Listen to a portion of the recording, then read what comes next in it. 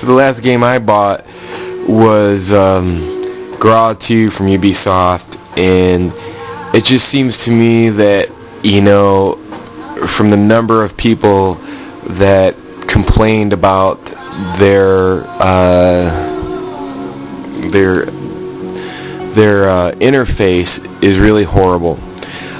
For one, when you go into a ranked game or a ranked game, you look for a ranked game, you switch over, and you go to Team Deathmatch. So it searches for a Team Deathmatch to potentially match your gaming criteria, whatever that might be, your ping, your level. So it goes through this and it tries to retrieve a game for you.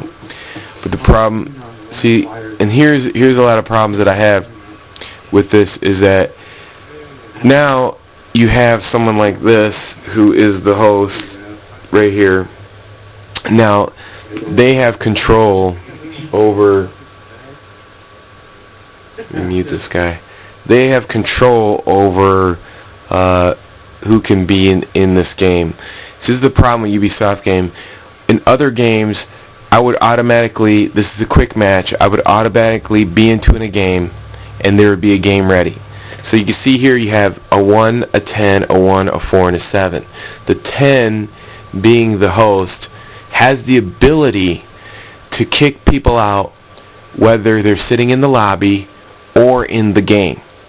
Now, who wants to spend $60 that wants to play in a ranked match game and then be kicked out of a game or be kicked out of a lobby based on a skill level that you can easily cheat to get? I mean, a lot of people, they'll fill up one side and then they'll start the game and then they'll kick out all the low people. There'll be 4 high scores and they'll just kill everybody to boost up their stats. And then they can do this by being the host. And it's not even a true matchmaking ranked situation, because not only that, the person that's hosting the game can tell them where to look to find them in that particular game, and then they can match up. They can get on the same team. They can switch sides and get on the side that they want to be on with their friend, and then just kill noobs all day and boost up their score. So the biggest problem with this game is that it's going to die really fast. For one, you have to wait for a game. For two, they got the original way to get in the game from, I don't know, 1998, 2000 with Rainbow Six maybe, where you have to wait for the host. You can't even start the game until the host launches the game. So when it says ready to launch, you have to wait until the host launches the game. So you have all of this great game that was made being held up before you even get into the game by this lobby and interface. It's really horrible. The game itself is a pretty good game. You have a map builder, and the weapons are pretty good as far as lengthwise, as far as shooting someone across the map.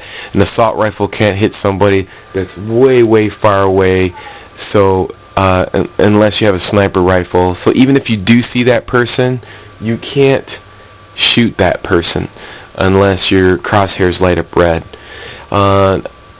Another thing with this is that, you know, they have weapons in there like grenade launchers, and which throws the balance of the game off. The characters look like they're from 2001, like a Doom 3 from the original Xbox, or Battlefield 2, really big and not polished, kind of like that. And I believe, you know, Ubisoft is really, it seems like to me they just don't care. And if I was an investor, I would seriously consider in investing any money or take my money out of this company. This is the beginning of the end, because now you have like Infinity Ward and Activision. I mean, these companies are taking over first-person shooters from Ubisoft, who hasn't changed and which had the lead for the longest time, almost like GM to like a Nissan or Toyota. I mean, they had the reins forever. They didn't make the change, and now Toyota took it from them. And this is the same thing that's happened in Ubisoft. You know, they had plenty of opportunity, and they didn't take advantage of it, and they just let their interface go down the tubes. And you got to realize that multiplayer, the gaming community, there's 100,000 people on Strong that are playing every day. They're not playing single player 100,000 people every day. And that's got to tell you something. So with that being said, I mean, it's an okay game, but it's lacking the interface and the online longevity playability. I mean, the characters run really when they run, and then they turn. You know, it has a turning radius is pretty bad, and you know, like I said, it could be much better, and it's not. And I would strongly suggest this is just a rental, nothing more. That's just my reviews on it. Today I'm going to talk about Far Cry 2, and it's a multiplayer online Xbox game, first-person shooter, and made by Ubisoft. Now, a lot of these companies, usually when they review these games, they never go over the multiplayer. And the multiplayer, in the Ubisoft's multiplayer, when you go to the lobby, and you're in the lobby, the host has control over the game. And if you're in a ranked match, you can never get out of the situation. So if you're beating the host in the game, they can boot you from the game, or they can boot most of the players from their game, so they can have uneven odds to boost their record or raise their level, so they can get all the unlocked weapons. And so what you can realize is that with this situation, I mean, really, there's really no point to have a ranked system, because you basically can cheat through the whole thing, and there's no point in it. On the other hand, there's some great things about the multiplayer for this game. One of them is the fact that you can, the distance of the weapons and the damage. For instance, if you shoot an assault rifle and you're shooting all the way across the map, it only take less than half of one bar. Or if you're too far away, it can't reach you. I mean, it's realistic, and I appreciate that. The turning radius when you're running is messed up, whereas it's too realistic. So if you're running, they want you to stop and then turn and then shoot, instead of like turning and shooting at the same time. The slide move, you know, they got a slide move where you can slide into position and shoot somebody. I mean, obviously, you know, I mean, I like that. That's a good call, but